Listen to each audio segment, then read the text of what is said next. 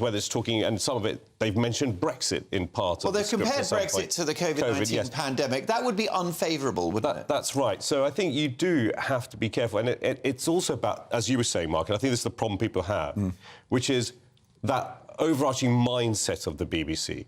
One of the things that we find now in creative environments, whether it be the platforms that are emerging like Netflix and Apple TV and others, is that the creativity is quite distinct from the corporate organisation. They bring in very specific creative people to produce very interesting shows and dramas. Now, does the BBC do that? And I think that's a challenge to its creative department. Can it disengage its political, its sort of central controlling mind from all the product that it produces? The BBC could rightly argue, couldn't they, David, that EastEnders is an opportunity to be a mirror to our society and to draw attention to issues like anti-vax misinformation, to the downsides of Brexit, to racism in our cities. Perhaps EastEnders is an important mirror to society. I haven't, a bit like Ashley, I haven't watched EastEnders for many years because I found it extremely depressing, and enough depressing things in the real world. I always preferred Coronation Street, which had that lovely North Country humour, until that also started going down the tubes by ridiculous storylines of people being murdered, and, you know, they were always looking for more ratings. That was the problem. And I think as far as EastEnders is concerned, if they're trying to get some sort of woke message across, that is not going to improve their audiences by any means. OK, well, look, on a weekly basis, the BBC, on the radio, on television and online, is watched and consumed by many millions of people, so they're clearly doing something right. What is your view? Mark at gbnews.com. Coming up next in the big story, is it game over for electric cars? Plus, my reaction to what looks to have been an attack by Just Stop Oil on George Osborne's wedding. An absolute shocker. I'll react to that next. That warm feeling inside. From Boxed Boilers. Proud sponsors of weather on GB News. Hello there, I'm Greg Dewhurst and welcome to your latest GB News weather forecast, where we continue to see some heavy showers, possible thunderstorms through the rest of the weekend, and still fairly warm and humid across the UK. Looking at the bigger picture, in this area of low pressure just sits to the west of us, allowing that warm air to come up from the near continent, developing those shower clouds and thunderstorms across the UK right through the rest of the weekend. And we still have thundery showers across the north and the east this Saturday evening. Could be some local disruption. Some longer spells of rain for Scotland, northeast England for a time too into the early hours. But for many, it will become quieter. There'll be clear spells, but still fairly warm and humid tonight, particularly in the east, lows of 17 or 18 degrees, whilst the west will be a little fresher. Sunday morning, a bright start for many. Cloud and outbreaks of showery rain pushing into southeast England, and the rain across Scotland takes its time to clear here.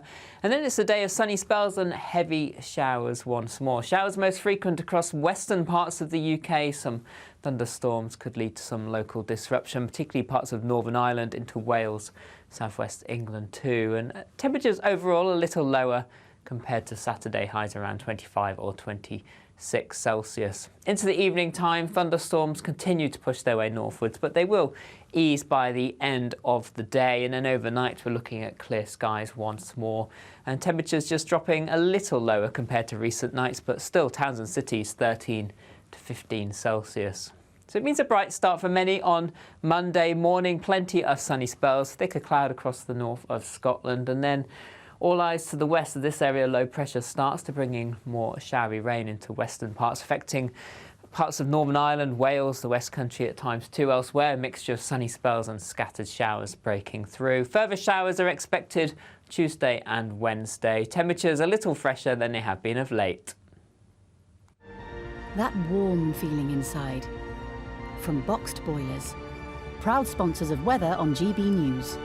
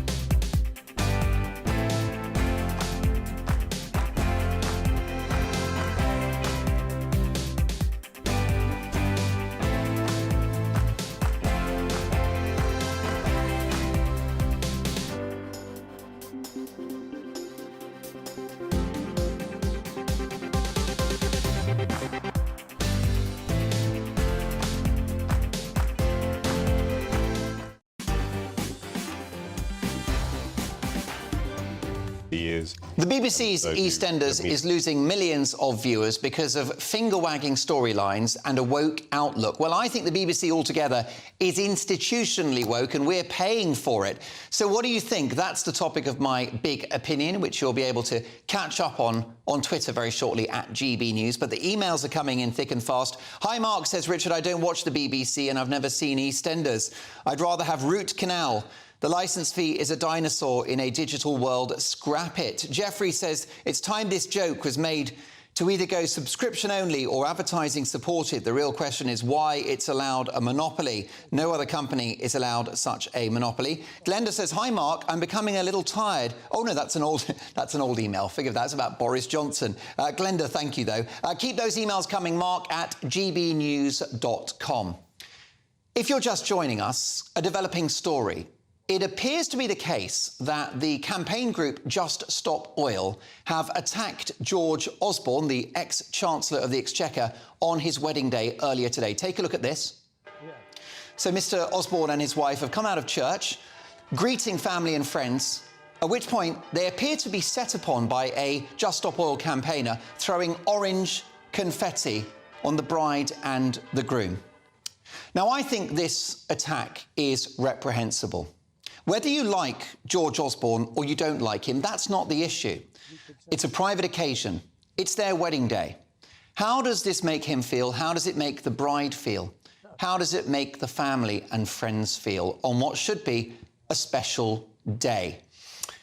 Just Stop Oil are part of a political debate about how to tackle the issue of climate change. What you don't do is attack individuals on a private occasion, risking their safety and ruining what should be the best day of their lives. It's an absolute disgrace. Just Stop Oil. Just stop it.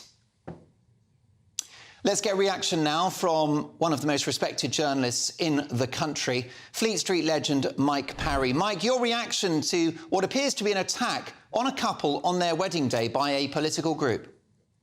Yeah, I'm not that sympathetic, actually, not as sympathetic as you are to George Osborne. I mean, look, if fans at cricket matches and fans at Wimbledon have to put up with terrible inconvenience because the Just Stop Oil, out of control people think they can wreck anything in life, why should George Osborne, who was one of the worst chancellors of the Exchequer we've ever had in this country and has caused some real economic chaos in this country, why should he be immune? George Osborne's the guy who went and got himself about a dozen jobs after he left the office of Chancellor of the Exchequer. He believes himself to be a gilded lily. He believes himself to be immune to life's pressures. And I'm glad that some of life's pressures that we're suffering, we, the public, we, the sports fans, the problems we're suffering from these out-of-control protesters have come right home to George Osborne. I'm glad that he's actually had to suffer the same sort of problems today individually as we're all suffering collectively from those people who would want to disrupt our society. They disrupt the cricket and the tennis.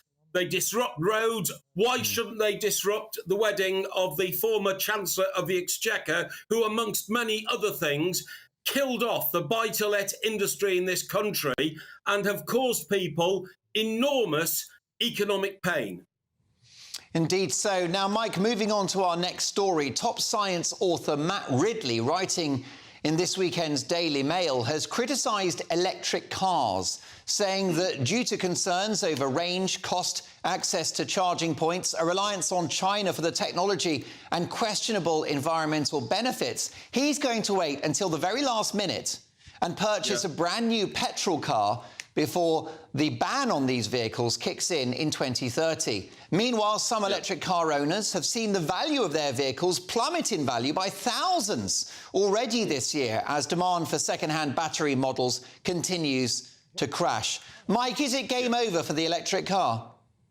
Well, I couldn't quite understand Matt's argument, actually. I read that piece as you did as well, and I thought, well, unless he wants to keep it as a museum piece, I can't quite see the logic of his argument. I'm not sure it's the end for the electric car, but it blinking well should be. Electric cars are a complete and utter con trick. They're a fraud on any freewheeling economy. I mean, only this week, we saw the National Grid opening talks with industry to say, can you please turn down the amount of power you use over the winter, because we're not sure we can provide enough electricity, enough gas to make sure that industry can get through the winter. Now, if that's the case at the moment, when we haven't got too many electric cars, what on earth is it going to be like if the government get their way and by 2030 we're all driving electric cars? The country will literally grind to a halt. What about the other major problems of electric cars? The fact that the batteries are actually 1/3 of the whole mass of an electric car. So what I mean by that is that they are so heavy, they cause potholes. Electric cars are so heavy that local authorities are having to look at the construction of their multi-storey car parks, because if they let too many electric cars in, the car parks might collapse. Local authorities are also having to look at the structure of their bridges, because electric cars are so heavy, they might literally collapse bridges if there are too many of them on the bridge at the same time. Only this morning, I was talking to somebody who knows all about this, and if an electric car is taken into a garage after having a shunt, we all know what a shunt is, Mark. I'm sure, you know, during your long and distinguished career as a journalist, you've been careering around the world, and the car's bumped into the car in front. That has to then go to a garage to be fixed.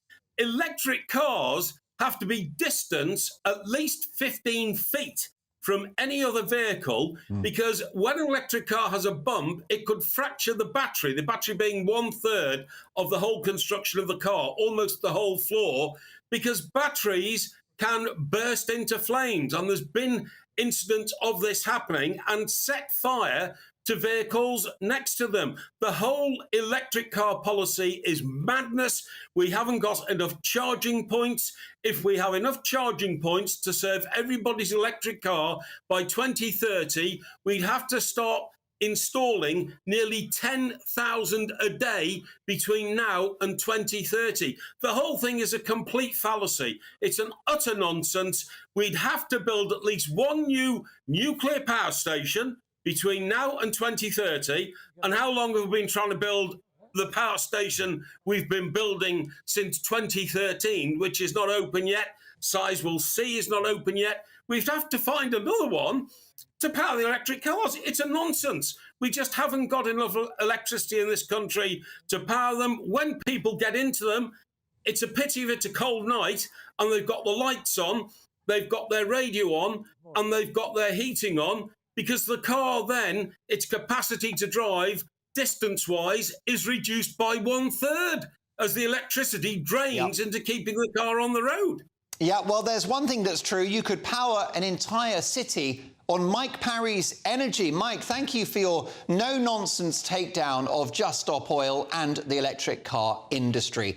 Of course, there is a counter-argument, folks. Many would argue that electric cars are better for air pollution, and of course they're very, very clean in terms of carbon emissions, and they generate a lot of jobs. So this show's all about opinions. What's yours? Mark at gbnews.com. Coming up next with the pundits, as people are given a free car if they have anxiety, you heard me right, is the welfare state now out of control? Also, are remote workers skiving off? And how about this? Are high heels a hazard? Plus, the results of our poll. Is the BBC institutionally woke? The results of that are next.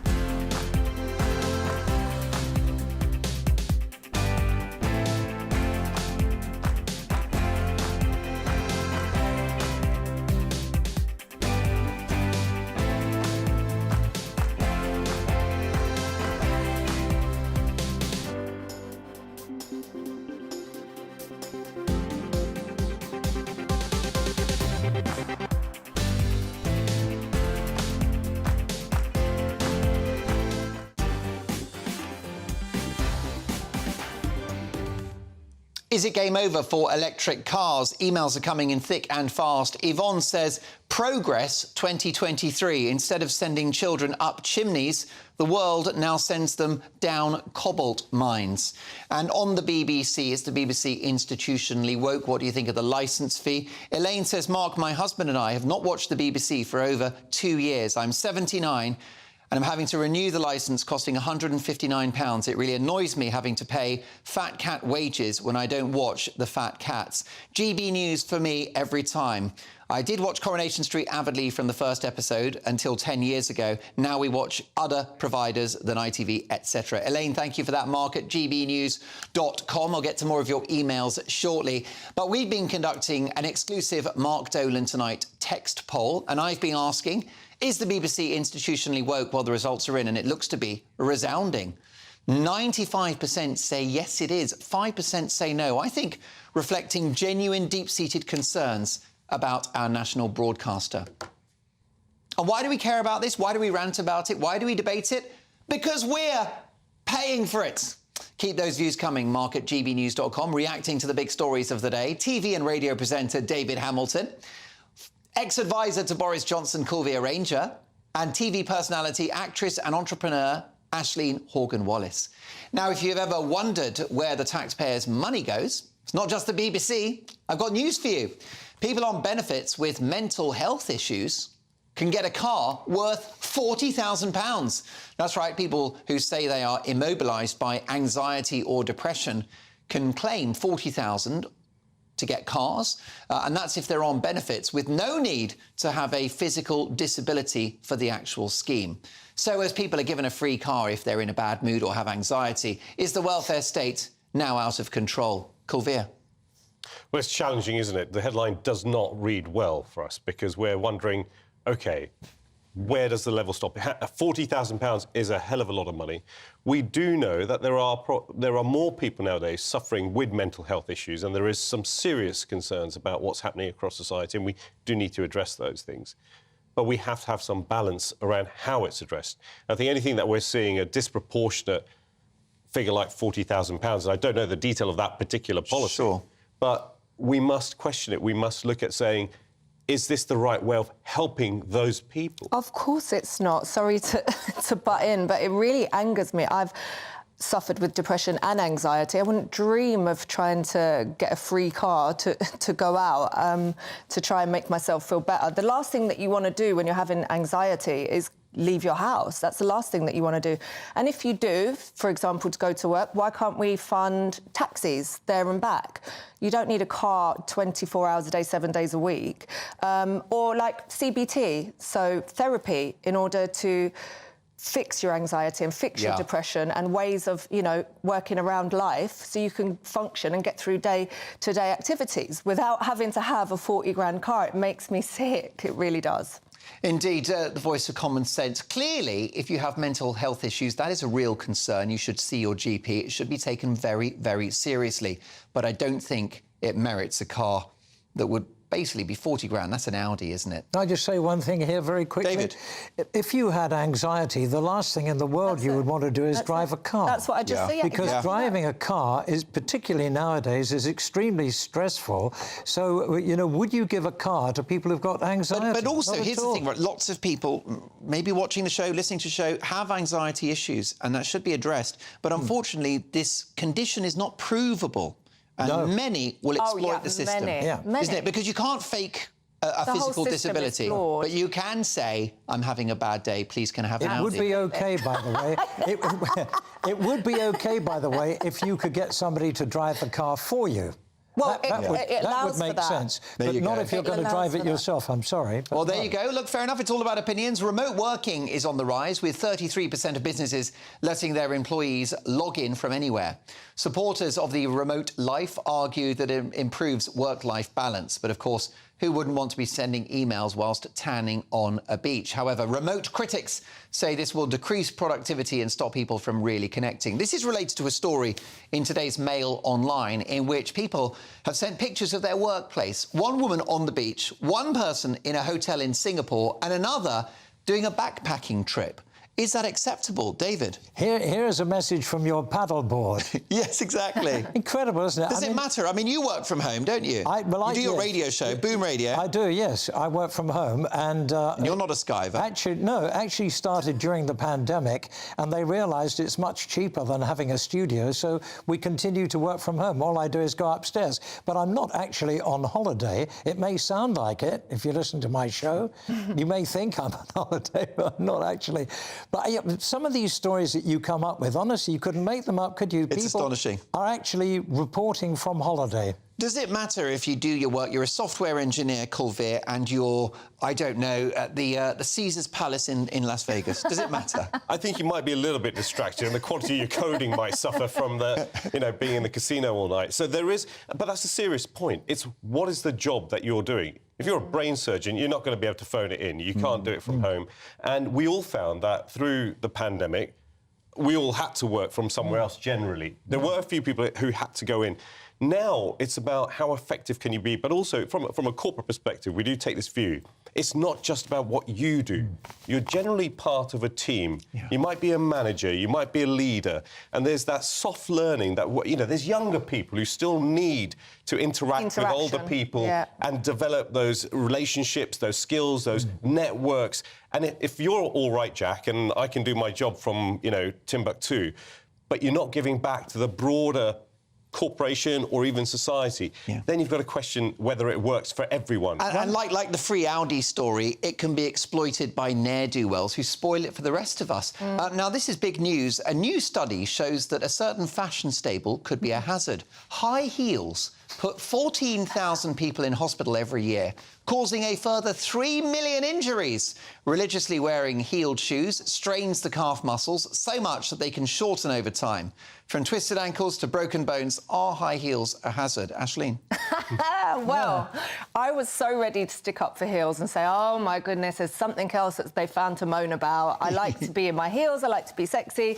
But today, this happened. Aisling. I kid you not. I kid you not. Those aren't Jimmy Choos, are they? They're not Jimmy Choos. It's the first pair of cheap China shoes that I've worn in many, many years, and this is what's happened. So that could have been a disaster. I could have twisted my ankle, broken it, and, yeah. What about the knight in shining armour who came to your rescue? Honestly. He came to her rescue in the green room. Really? Put them back together again. What will Mrs. Ranger have to say about this? Did he fall to his knees? Yeah, it was a bit of a Cinderella moment. It was. Well, but to be honest, actually, it was... it could have been very dangerous, though. You could have... No, it really... Very briefly, should it be illegal to drive in high heels? Well, tonight I won't be driving in high heels. I'll be driving barefoot. Can I say very quickly, I've given them up. I used to wear them when they were very fashionable in the 70s, and for the only time in my life I was tall. The only problem was that other people were 4 inches taller as well, so it didn't make any difference. Listen, can I say I'm glad you've given up the high heels, because I think they made you look cheap. Well, I'm just wearing the slingbacks now. From China as well. There you go. Now, listen, we are about 20 minutes away from my take at 10. It's a big one. Yes, I'll be calling out the eco-hypocrite, Lewis Hamilton. I'm a big fan of his, but wait for it, he backs Just Stop Oil, the most famous petrol head in the world. The hypocrisy of the elite knows no bounds. That's my take at 10. You won't want to miss it. But next up, my Mark Meets guest is Britain's biggest theatre owner and the man who brought The Lion King and many other hits to the UK. He's got in hot water this week. Find out why next.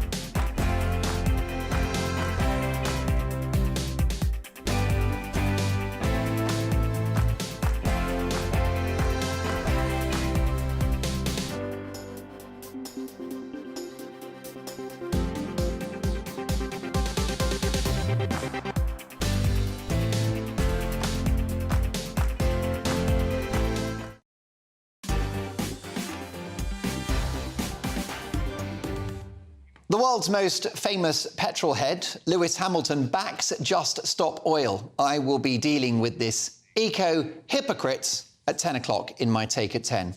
It's time now for Mark Meets, in which I speak to the biggest names in the world of politics, showbiz, sport and beyond.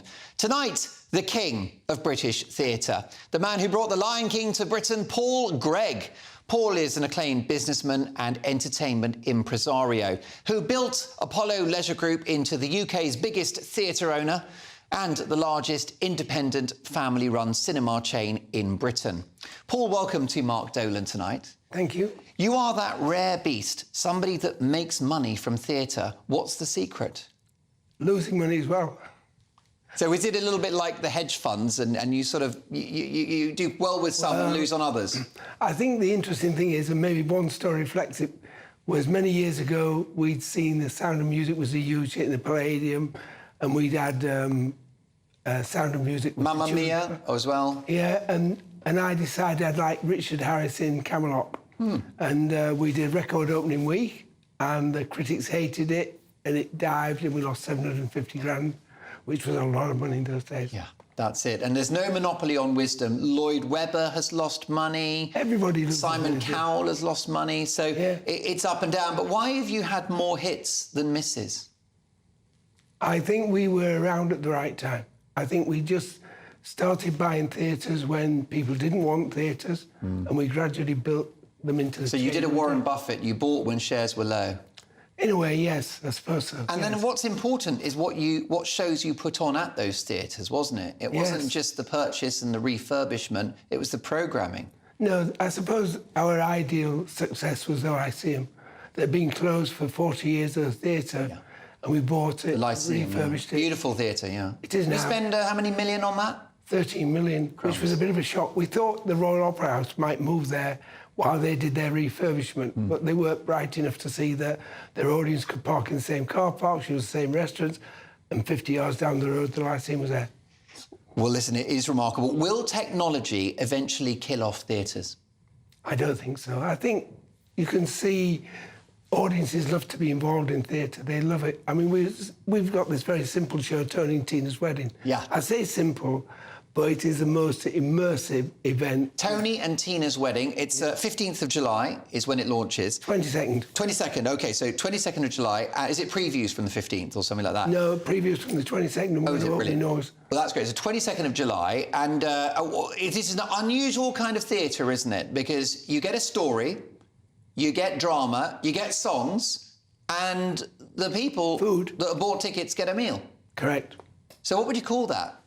Tony and Tina's Wedding. Right, and it's dinner basi- theatre, I suppose, is it? It is, but basically it's about an Italian wedding, two Italians getting married, and they go, and it's all the usual things. So you've got bridesmaids, one who's pregnant, you've got a father who's living with a stripper, and it's just absolute fun. And it's really interactive. So punters that will go, they'll have a lovely meal, they'll have a glass of wine, and they will be in amongst it, like they're at the wedding. Correct, absolutely. OK, and listen, you've been in hot water. Controversy about the show. What's happened?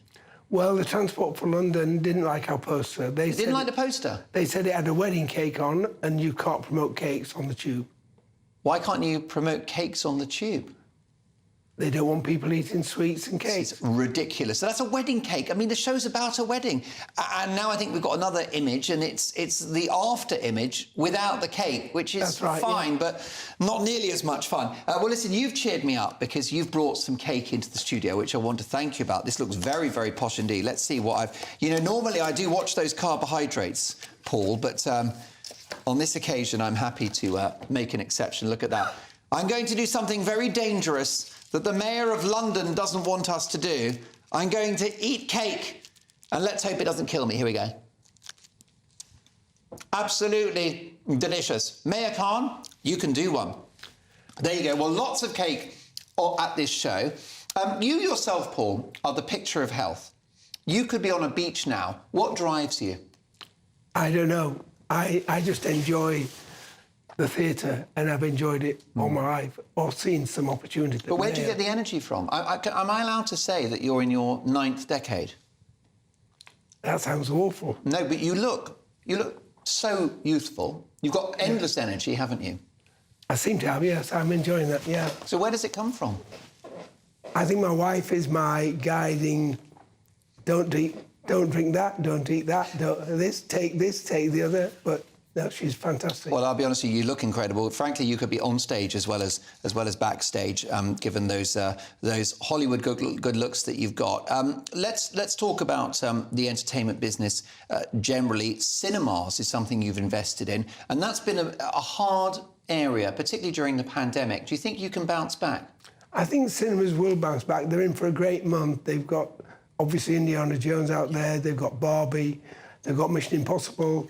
They've got a list of movies that this month should give them a great month. Yeah. So I think it can... I mean, look, you can't beat going to the cinema if the presentation is good. That's exactly right. And we've got flat screen tellies at home, but people love that shared experience. Briefly, what's next for you? What's on the list of things to achieve that you haven't already? I just really would like to see Tony and Tina settle down to be a long-running show in London. Yeah. Maybe like The Mousetrap, just be there forever. Well, it ran 25 years off Broadway, so why not? Fantastic stuff. The greatest privilege to meet a great British entrepreneur, impresario, and deliverer of delicious cakes, by the way. It's a pleasure. Right? It's the first bit of sugar I've eaten in about 6 months. I enjoyed every second. My thanks to a true British great. There you go, the one and only Paul Gregg. Let me tell you that Tony and Tina's wedding tickets are available. 22nd of July is when it starts. Go to TonyNTinaWestEnd.com. There you go, brilliant stuff. Lots to get through. We're going to be doing your emails, mark@gbnews.com. A very busy hour to come.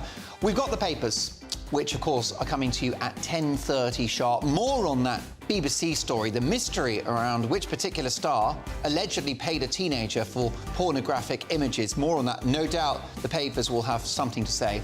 But in my take at 10, next, I'll be dealing with eco-hypocrite Lewis Hamilton, who backs Just Stop Oil, even though he's the biggest petrol head in the world. You couldn't make it up. I'll be dealing with Hamilton in 2.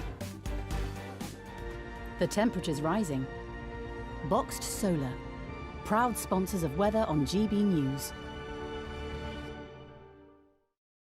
Hello there, I'm Greg Dewhurst and welcome to your latest GB News weather forecast, where we continue to see some heavy showers, possible thunderstorms through the rest of the weekend, and still fairly warm and humid across the UK. Looking at the bigger picture, in this area of low pressure just sits to the west of us, allowing that warm air to come up from the near continent, developing those shower clouds and thunderstorms across the UK right through the rest of the weekend. And we still have thundery showers across the north and the east this Saturday evening. Could be some local disruption. Some longer spells of rain for Scotland, northeast England for a time too into the early hours. But for many, it will become quieter. There'll be clear spells, but still fairly warm and humid tonight, particularly in the east, lows of 17 or 18 degrees, whilst the west will be a little fresher. Sunday morning, a bright start for many. Cloud and outbreaks of showery rain pushing into southeast England, and the rain across Scotland takes its time to clear here. And then it's a day of sunny spells and heavy showers once more. Showers most frequent across western parts of the UK. Some thunderstorms could lead to some local disruption, particularly parts of Northern Ireland into Wales, southwest England too. And temperatures overall a little lower compared to Saturday, highs around 25 or 26 Celsius. Into the evening time, thunderstorms continue to push their way northwards, but they will ease by the end of the day. And then overnight, we're looking at clear skies once more. And temperatures just dropping a little lower compared to recent nights, but still towns and cities 13 to 15 Celsius. So it means a bright start for many on Monday morning. Plenty of sunny spells, thicker cloud across the north of Scotland, and then all eyes to the west of this area. Low pressure starts to bring in more showery rain into western parts, affecting parts of Northern Ireland, Wales, the West Country at times too. Elsewhere, a mixture of sunny spells and scattered showers breaking through. Further showers are expected Tuesday and Wednesday. Temperatures a little fresher than they have been of late. The temperature's rising. Boxed Solar, proud sponsors of weather on GB News.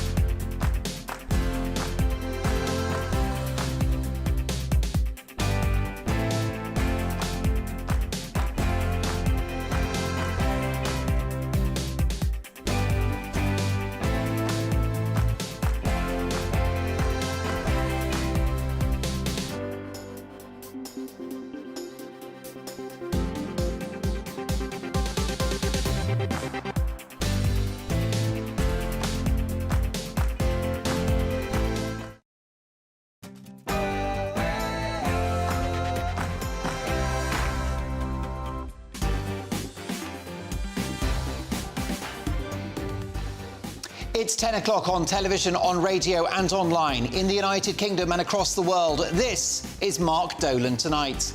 In my take at 10, world-famous petrol head Lewis Hamilton backs Just Stop Oil. The hypocrisy of the elite knows no bounds. This guy, his company, is literally a fossil fuel company. Petronas, there you go. I'll be dealing with eco-hypocrite Lewis Hamilton at 10. You won't want to miss it. Speaking of Just Stop Oil, ex-Chancellor George Osborne attacked by a Just Stop Oil campaigner on his wedding day. This crosses a line for me. We'll be reacting at 10:30 in the papers. As reports Prince Harry is turning his back on the celebrity life in Hollywood, is he beginning to regret his move to the US? Meanwhile, William and Kate at the polo, the royal marriage that goes from strength to strength. We'll get the inside story. Mark Dolan Tonight is the home of the papers with tomorrow's front pages at exactly 10:30 sharp. And let me tell you, we hope to have more information about the unnamed BBC star who allegedly paid a teenager for pornographic images. We'll hope to have more on that at 10:30. You'll hear it first on Mark Dolan Tonight.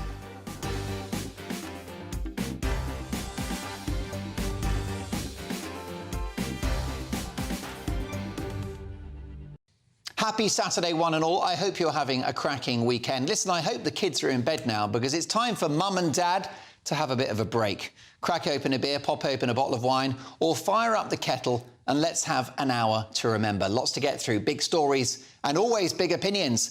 But first, the headlines with Ray Addison.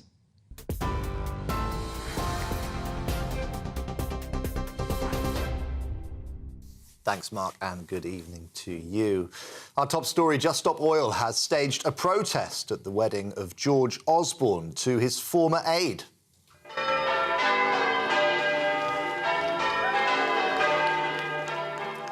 The group posted this video online, which shows a woman throwing orange confetti over the couple as they leave the church, with security quickly stepping in. The ceremony went ahead, despite reports that the former Chancellor had called police over an email circulated to guests. According to the Telegraph, the message was sent as part of a distressing campaign of harassment.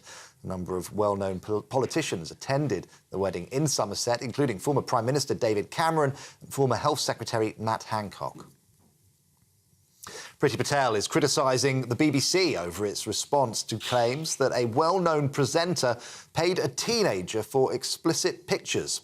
The broadcaster says it's investigating after it was alleged that the man paid more than £35,000 for the images. The Sun newspaper says the 17-year-old's family informed BBC bosses back in May. BBC says it takes allegations very seriously. However, the former Home Secretary is calling for a full and transparent investigation. The Prime Minister says Britain discourages the use of cluster munitions after the United States agreed to send them to Ukraine. President Biden says he stands by that decision, despite criticism from human rights groups. Rishi Sunak, who will meet Mr Biden in London on Monday ahead of the NATO summit, says Britain is supporting Kyiv in other ways. Demonstrators have been protesting against plans to house asylum seekers on a barge in Dorset. It follows reports that the Bibby Stockholm, which can accommodate 500 people, could arrive this week. Neither Stand Up to Racism or No to the Barge Group want it moored at Portland Port. It's part of the government's plan to reduce costs by moving migrants out of hotel rooms. Hundreds of French protesters have defied a ban to march through central Paris today against police violence. The demonstration comes a week after riots triggered by the fatal shooting by a police officer of a teenager at a traffic stop. Police dispersed the peaceful crowd from Place de la République. France's Interior Minister saying that more than 3,000 people were arrested over those 6 nights of riots. On TV, online, on DAB+ radio and on TuneIn 2, this is GB News. Now, let's go back to Mark Dolan.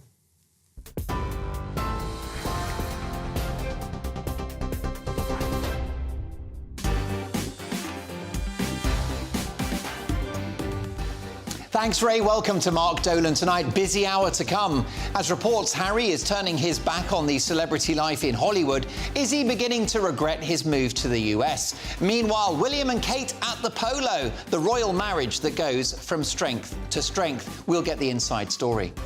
And Mark Dolan tonight is the home of the papers, with tomorrow's front pages at exactly 10:30 sharp. Plus, we will react to this shocking story, an attack by Just Stop Oil on the former Chancellor of the Exchequer, George Osborne. This is his wedding day. It's a special day for the family. It's a special day for his bride, for the mother-in-law. Absolutely disgraceful that this campaign group should inflict politics on a personal event. We'll be reacting at 10:30. Full pundit reaction. But let me know what you think. Mark at gbnews.com. Have Just Stop Oil crossed a line? Also, my pundits will be nominating their headline heroes and back page zeros. So as always, big stories, big guests and big opinions. We start with my take at 10.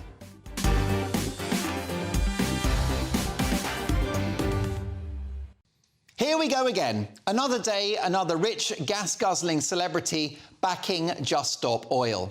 Following Saint Gary Lineker showing sympathy for the cause, even though he presented Qatar World Cup matches in vast air-conditioned stadia in the desert, Formula One star Lewis Hamilton, famous for driving fossil fuel-powered cars around a racetrack when he's not luxuriating in his private jet, has backed these deluded eco-nut jobs who are normally middle-class numpties on a permanent gap year.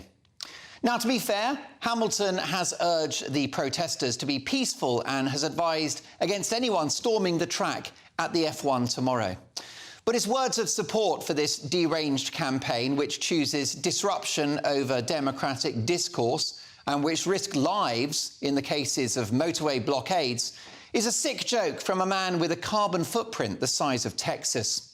But this is how the elite operate. One rule for them, another for us, the great unwashed, the pathetic serfs who can ride a bicycle to work, give up foreign holidays, live in 15-minute cities and shiver in our unheated homes. Meanwhile, the likes of Lewis Hamilton, Gary Lineker and Just Stop Oil sympathiser Holly Willoughby, who hopped on a helicopter to get to Glastonbury no less, well, they can rattle around their mansions, can't they? Doubtless air-conditioned, as we pay the price for their expensive luxury beliefs. Meanwhile, millionaire entrepreneur Mary Portas has been ranting about tax breaks for energy companies. She's no doubt a nice lady and has done a huge amount for British enterprise. And clearly she's concerned about global warming, fair enough. But this is a very strange video in which she seeks to end tax breaks for energy firms. Take a listen. I'm outside the Treasury. Of course, Mr Hunt didn't show. I've called for him on this. He still didn't come out. But you know what? This has been a brilliant day. Thanks for your support, everyone. Keep it coming. We've parked the bus outside so he can see this wonderful big message. And we need all of you to keep pumping this out. Keep putting this on social media. We need to stop these tax breaks. Woohoo! It's just a jolly jape, isn't it? A bit of a laugh. It's just lols for these people and, of course, a headline. And it's Olympic-level virtue signalling. Portas's problem is that she's waded into a complex area with an attractive and simple solution. Beware the snake oil of the easy answer. After all, the oil and gas companies are currently paying around £11 billion a year in tax, and any incentives we give them is for the investment we want them to make in green renewables, of which I'm sure Portas is a fan. I hate to break it to you, but the government doesn't have the money to build an energy infrastructure. We either work with these businesses or we don't. Which is why Sir Keir Starmer's insane decision to cancel oil and gas licences, should he get into number 10, has been rejected even by his own trade unions, given the impact it will have on jobs, future energy security and the disincentive it places on energy firms to help turn the country green. I sometimes feel we're living in a parallel universe. For petrolhead Lewis Hamilton, Britain's most famous gas guzzler, to become an eco-warrior is beyond irony. That's like Kim Jong-un of North Korea nominating himself for the Nobel Peace Prize. Or Fred West putting himself forward as Celebrity Dad of the Year. The elite can't even see their own hypocrisy. Lewis Hamilton backing Just Stop Oil shows that these woke celebrities know no shame. He's a wonderful sporting talent and a great British role model. But he should stick to driving polluting cars round a track rather than lecturing us about the environment from his smoky garage. This famous F1 star can F off.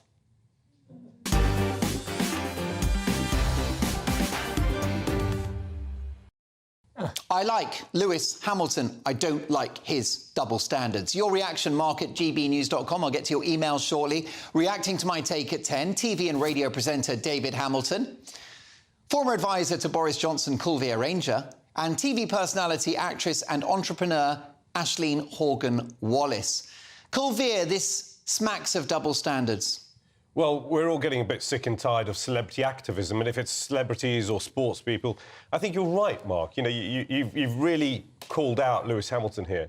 But a number of people on their gilded perches telling everyone else how to live their lives. I think if you want to be an activist, then do something about it. Get on the pitch, and I mean the political pitch. Roll your sleeves up, make the case, drive policy agendas, and see what change you can do, because that's commitment.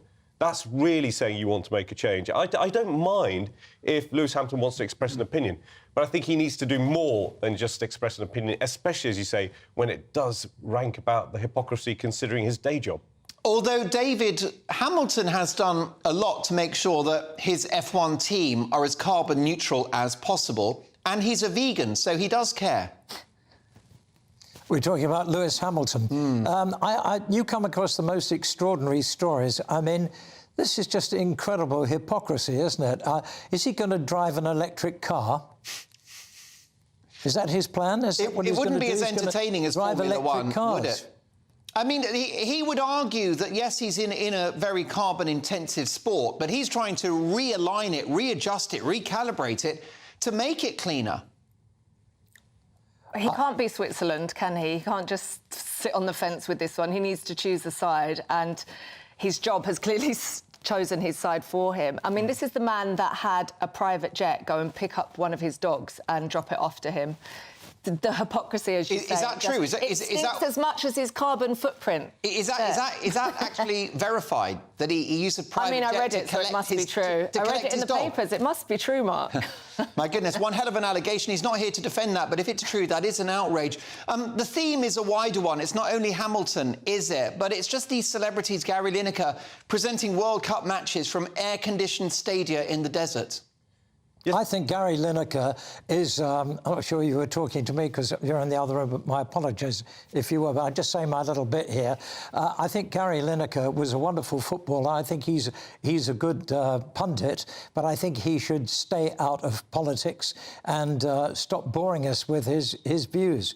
I think, if there's one person that should just concentrate on football, it's Gary, and forget the other stuff. Well, he's a bit older now, so I think concentrate on the commentating as well, David. I think you're right. But also, we're talking about Just Stop Oil here.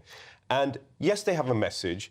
They have a right to protest. But what they're doing is disrupting, whether it be the Grand National, whether it be the World Snooker Championship, the golf. Weddings. George Osborne said that's disgraceful. It's a personal, private event, and I don't believe that they should be doing that. I don't think it's in the public interest for them to do that. I think they are verging on anarchists in terms of their approach to this. Greg, let me interrupt. Greg, can you run the pictures of this attack on George Osborne's wedding? And if you're just joining us, it's a developing story. George Osborne, ex-chancellor, attacked at his own wedding by a Just Stop Oil protester. It should be the most magical day of their lives. And this numpty turns up and throws orange confetti on the couple, ruining their day. They've crossed a line, Kulveer, haven't they? They have, and I don't think they're going to win in the court of public opinion here. Because, look, we all care about the planet. We care about carbon footprints. We understand there is an issue, and we want to do something about it, which is why we look to our politicians, we look to policymakers, we listen to protests, we listen to debate. What we don't understand is why is it that our day-to-day lives are being disrupted by a group of people who feel that's the way of getting their message across. Aisling, message received. We're going to do more about it. But too right, Kulveer. Aisling, how would you react if somebody did that to you on your wedding day, stormed your wedding, the most important day of your life? I'm not going to lie, I'd be fighting.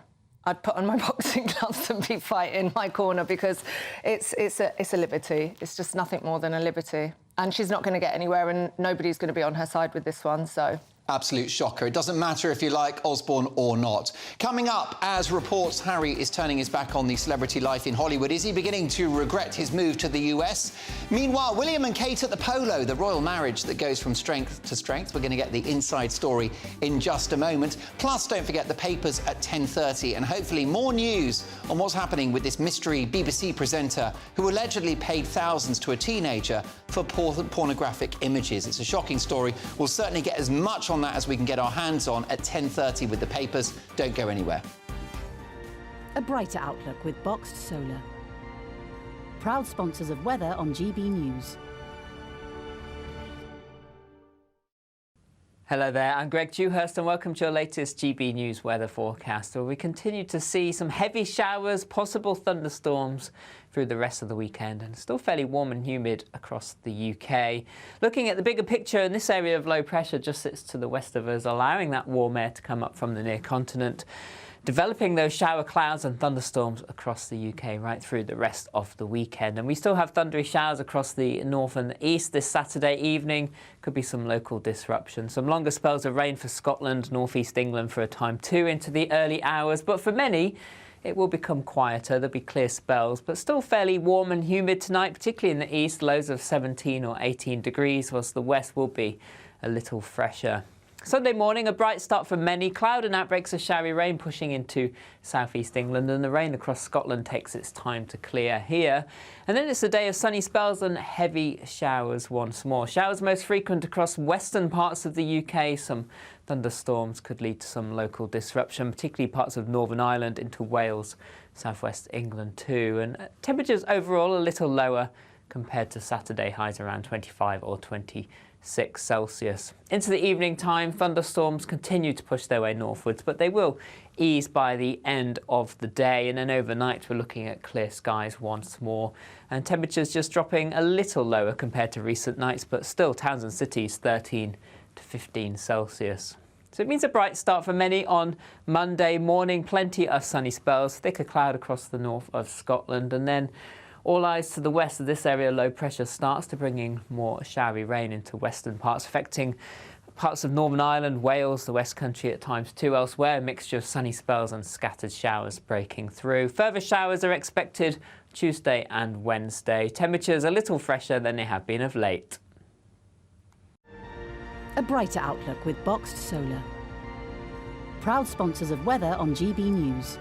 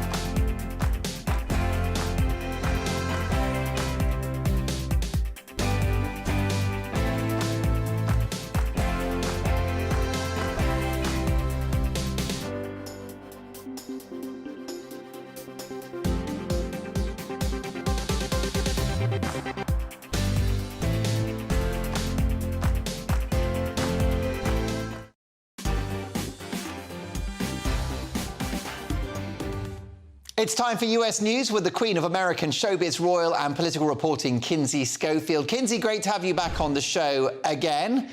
And Harry walks away from the celebrity life.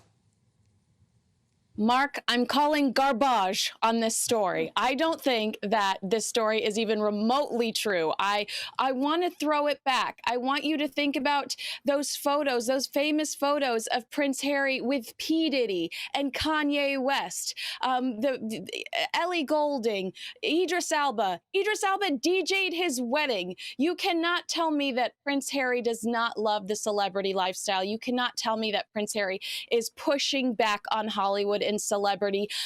He dated an actress. He pursued an actress. He dated Caroline Flack, God rest her soul.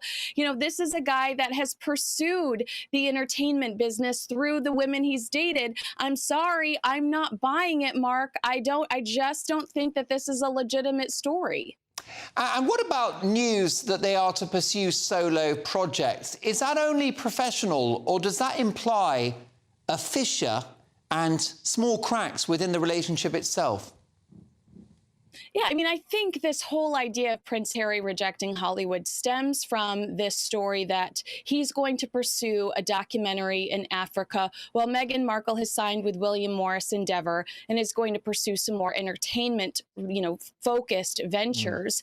But that, I think, is coming from some very savvy PR people that are saying the Sussex brand is currently tainted. The Sussex brand is not, it's got bad vibes right now, some bad juju. So go off in your different directions, excel where we know you have in the past.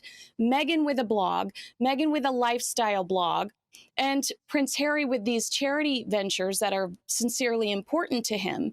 And then once people celebrate you for succeeding in those arenas, maybe you can come back together and do something Sussex-wise. But right now, we associate Harry and Meghan and their brand with complaining, with being ungrateful, with being entitled, and they've got to turn that around. Otherwise, they're not going to be able to continue to monetize their royal connections. However, what impact will it have on the relationship and the power balance between the two if one of them becomes wildly more successful and popular than the other? Oh, it's going to be so bad. You know it's going to be so bad, Mark.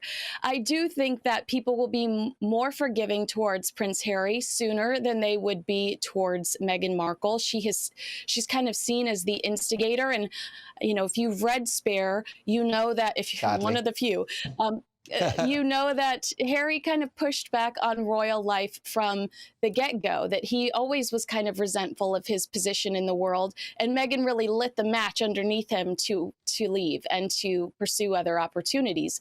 I do think people will be more forgiving towards Prince Harry additionally if he continues to pursue charity work, because that's why we fell in love with him in the first place.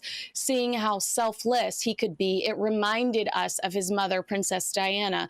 So if Meghan wants to go selling crock pots and, blenders, while Prince Harry is like, please look at what's going on here in Africa. I really want us all to chip in and to try to make this world a better place. It's going to come off. It's not going to come off very good for Meghan. So I do think that Harry's going to be the one that's forgiven first, if at all. OK, well, look, let's talk now about William and Kate at the polo. The royal marriage goes from strength to strength.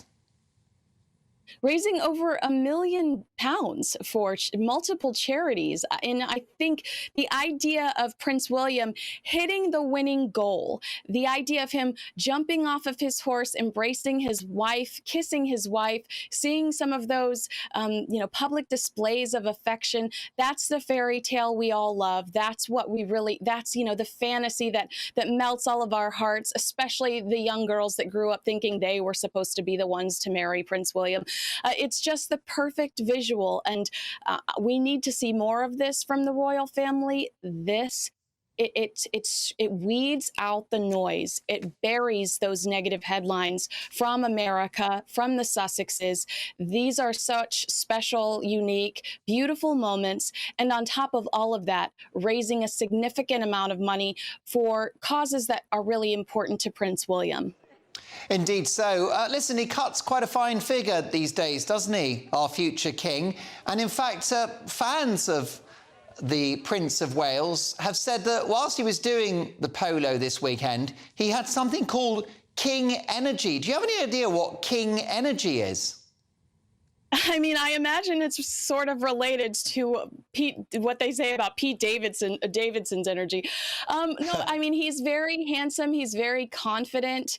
He is very charismatic. He's kind. I think I told you one of the last times I was out there, you just showed video of it when Catherine was in red. I went to Soho and got the chance to be around them and to say hi to them. And I was so sincerely surprised by how kind and uplifting. And he, Prince William was more of a character than I ever imagined. He was so, I always felt like he was going to be closed off and perhaps cold, and it was the opposite of that. So I think that that's what they're describing, this openness, this kindness, and, he's an uplifting individual. And improving with age, just like Kinsey Schofield. Kinsey, we'll see you in a week's time. Have a great week. Thank you. The Queen of US showbiz, royal and political reporting. Check out her podcast, To Die For Daily, and her website of the same name.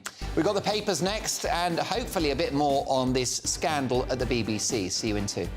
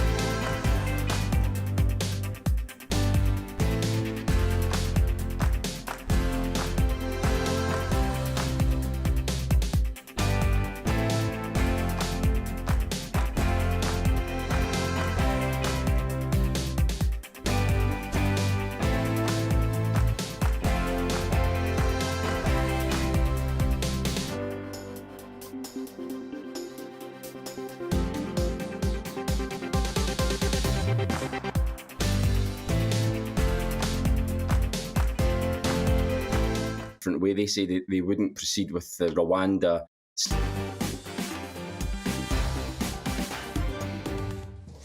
Welcome back to the show. It's 10:30, and it's time now for tomorrow's papers. Let's have one of those sting things that they're so fond of.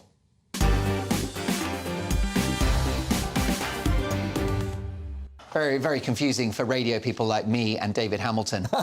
Let's have a look at tomorrow's papers hot off the press. We start with the Mail on Sunday. Well, the story rumbles on, but still no identity. BBC crisis over top star in sex photos probe.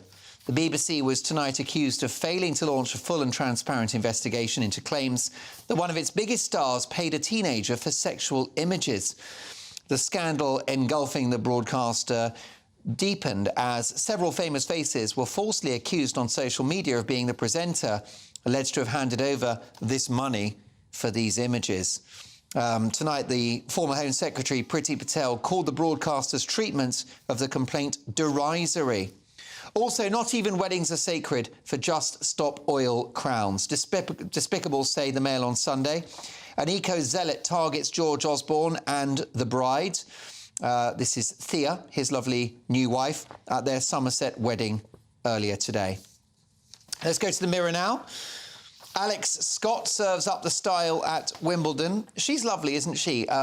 Keep her on, but can we have Sue Barker back as well, please? Bring back Sue Barker, I say. Also, TV presenter picks scandal. BBC star partied with bosses after sex complaint. A BBC host partied with senior management at an awards do after sex allegations were made against him. This is speculation and allegations from the Sunday Mirror. Celebs line up to deny it's them. Savile Cop says, name him now. Sunday Telegraph, BBC under fire over explicit pictures scandal. George's big day. George Osborne, the former Chancellor, married Thea Rogers, who once worked as his aide. They don't mention the Just Stop Oil attack. Perhaps they'd gone to press before they ran that story. Foreign students may take places from British applicants. Thousands of middle-class British students face missing out on places at the country's top universities to foreign applicants this summer in a move that Whitehall figures fear could spark a revolt. A former director at the admissions service UCAS said universities were sharply increasing the proportion of international students who pay much higher fees in a desperate scramble to keep up funding levels. What a scandal. Also, even Chancellor has been denied a bank account. Jeremy Hunt was among politicians denied a bank account due to the completely disproportionate application of money laundering rules. This, according to the Sunday Telegraph exclusively. The Chancellor has told colleagues he was turned down for an account by Monzo, citing the anti-money laundering rules other MPs have said are resulting in their own bank accounts and that of their children being closed. They've got to sort this out, haven't they? Now let's go to the Sunday Express. Woke banks, a risk to national security. Banks have been accused of putting the nation's security at risk by refusing to do business with Britain's defence industry. The MOD has launched a probe after dozens of military companies, large and small, complained they were denied banking services because of the nature of their work. I mean, I want the politicians... Can you just come back to me for a second, Sebastian, because I'm really angry about this. What's the point in having a national parliament? We're out of the European Union. We've got sovereignty now. I would like to see these politicians gather in Parliament on Monday at 8 a.m. and immediately draft a law forcing banks to give people a bank account, whether or not they have the wrong political views, whether or not they're politically exposed. A bank account is a fundamental civil right, and I'd like to see legislation that enshrines that. Blimey, I'm going to have to run for office at this point. OK, back to the papers. What else have we got? It's not often I get angry, as you know, but seriously, I'm up to here with the bank stuff. What a load of bankers. Right, where should we go next? Sebastian, what do you got for me? I've upset Sebastian now because he was in the newspapers. He was so happy. OK, we've actually got director Sebastian's favourite paper. It's the only one he properly reads. And it's the Sunday People. A lot of pictures. Ollie, Why I Won't Sing at My Wedding, which looks like a compelling story. And Plain Stupid Tories. Government spend another £800,000 painting UK flag on the Prime Minister's jet. I hope that's not true, but that sounds like a shocker if it is. I'm having a little bit of an issue hearing the team at the moment. We've got the Times next. Let's have a look at the Sunday Times newspaper, and they lead with the following. BBC crisis over star party... Excuse me, I've just... my eyesight. It's not what it was. BBC crisis over star paying teen for sex photos. Primaries extra classes are for Black pupils only is another story, and Labour mirrors Tory spending plan. A Labour government would follow Conservative tax and public spending policies until growth returns to the ailing economy. Senior members of the shadow cabinet expect to have no more money for public services if the party wins the election next year. And last but not least, Europe's new tech hub, Cambridge. Michael Gove is drawing up proposals to turn Cambridge into Britain's Silicon Valley and is considering amending environmental rules in an effort to permit hundreds of thousands of new homes. And I think those are your papers. Oh, we've got the Sun on Sunday now. Let's have a look at that. And they lead with this BBC story as well. It's the only story in town. We don't have the identity of this alleged BBC star, but the headline is, Beeb scandal exclusive, BBC star sent pants pic to teen. Mum's shock at X-rated mobile image. OK, and the Star. Let's have a look at the Star now. Boffs are Britain's biggest bonkers. That's right. After 1 minute of exhaustive research, the data is clear, but still awaiting peer approval. You thought boffins and boffinesses lived boring lives, filling their bonces with bonkers theories. Well, now a study reveals they're also Britain's biggest love cheats. That's right. These clever dicks and dickesses need to spend less time moaning and more on the job of saving the planet. Those are your front pages. A bit of much-needed humour and levity from the Daily Star. Let's get reaction now from my top pundits. TV and radio presenter, broadcasting titan David Hamilton, who can be heard daily on Boom Radio. Former advisor to Boris Johnson, Kulveer Ranger. TV personality, actress and entrepreneur Aisling Horgan-Wallace. So many stories to sink our teeth into. But I'm really angry about this, David. Woke banks, a risk to national security. And as far as I'm concerned, banking is a fundamental human right. Yeah, absolutely. I mean, you know, the banks are completely out of order, aren't they? Somebody really has to knock them into shape. The other thing that gets me is that, you know, mortgages are rocketing all the time, and yet they'll give us nothing if we have any money that we're saving there. People take out a mortgage at something like 3%, and then they're told suddenly, you know, you've got to pay 6%. Somebody needs to rein these banks in. They really do. And we bailed them out 12 years ago. Yeah, exactly. 13 years ago. Yeah, it's all about their shareholders, how much money they can make.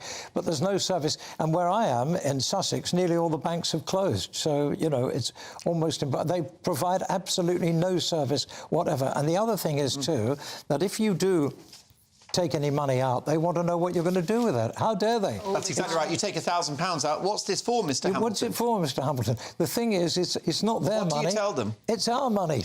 Yes, indeed. I'd love to know what you're taking that money out for, by the way. Kulveer, is it possible to order the banks to offer a better service and to be less political? Yes, I think it is, and this is where our politicians have to be stronger. You're quite right.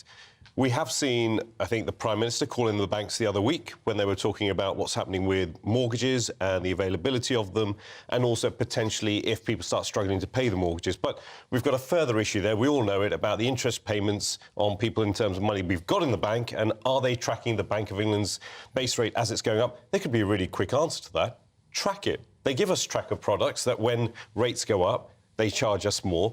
As the Bank of England's interest rate goes up, pay us more interest. But the broader story is here that the banks were bailed out by the public in the banking crisis.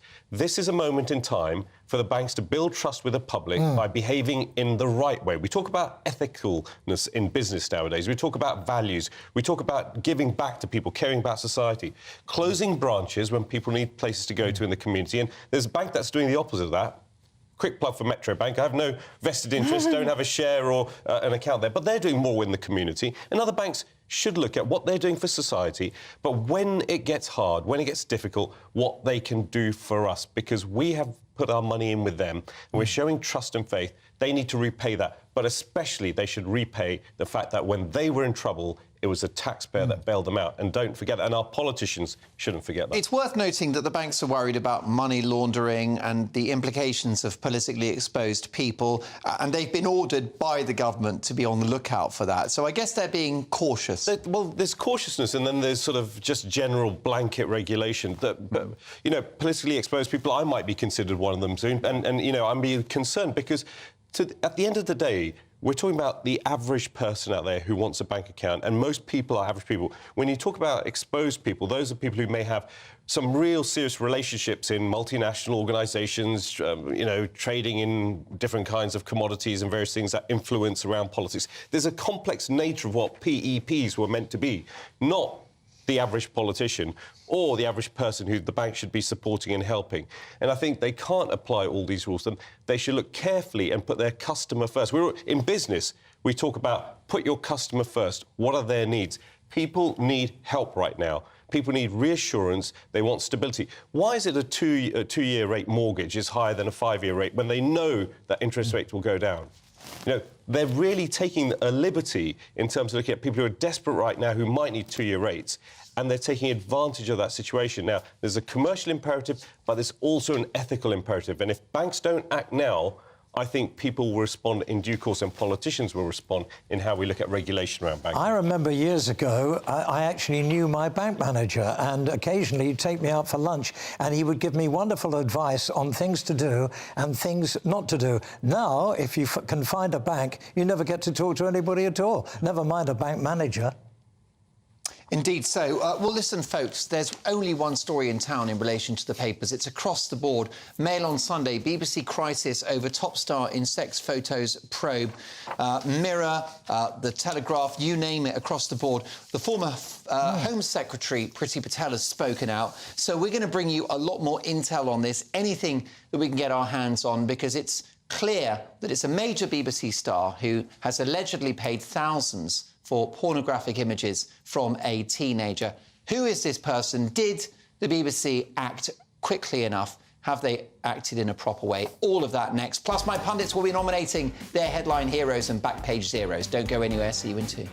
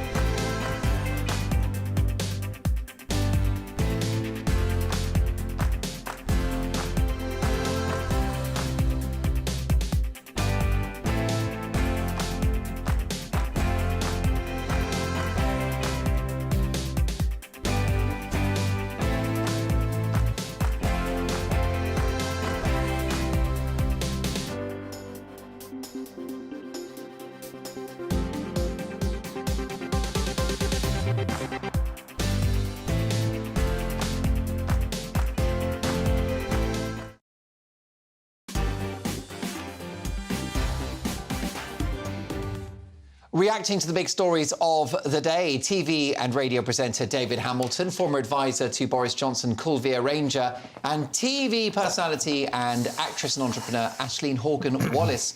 Lots of emails coming in thick and fast.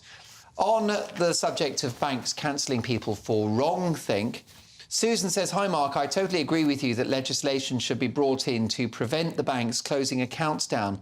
Closing people's accounts down is akin to leaving someone in the middle of an ocean without any means of reaching the shore. They're another organisation that need reminding they're there to provide a service to us, not the other way around." I'll get to more of your emails shortly, mark@gbnews.com.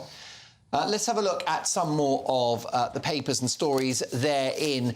The Mail on Sunday, BBC crisis over top star in sex photos probe. Aisling Horgan-Wallace, we do not know the identity of this BBC star. There's lots of speculation online about who it could be.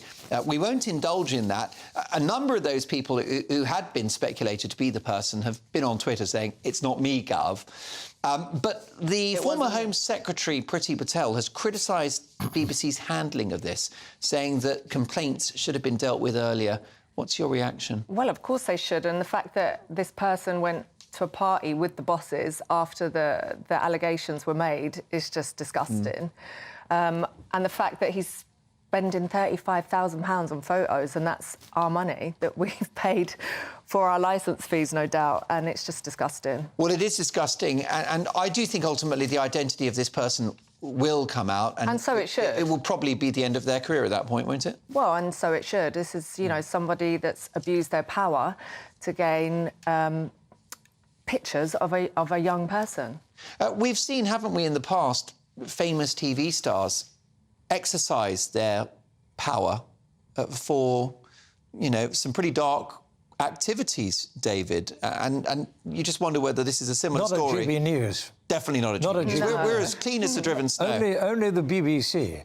But you worked at the BBC, didn't you, for years? Yeah, I'm ex-BBC, so I'm in the clear here. But I'm rather hoping that between now and the end of the show, you're going to give us the name and tell us who it is. Never say never. This could be a Mark Dolan exclusive. Well, it could be, but it could be the end of my career if I do that. But look, if we have a tangible lead, I'll definitely share it. Not if it's confirmed. Not if it's confirmed, exactly. So we're watching the news wires as we speak. We might have the identity by tomorrow for Mark Dolan tonight, and here's hoping. But David, have you seen the abuse of power among talent yourself in your career? Have you seen people behave badly because they can?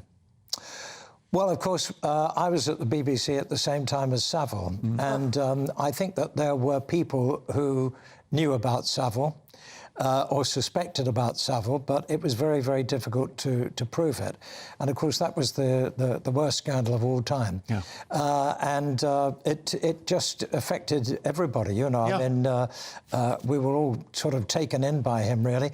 And, of course, the royal family were taken in as well. Indeed. And Margaret Thatcher, who was the Prime Minister at the time. Did you ever smell a rat with regard to Jimmy Savile, or was he that convincing? I heard a lot of rumours, but, you know, you can't act on rumours, and so that's all it was. He didn't mix with I have to say this, he didn't mix with the other DJs. He kept himself very much to himself, and he was really a loner.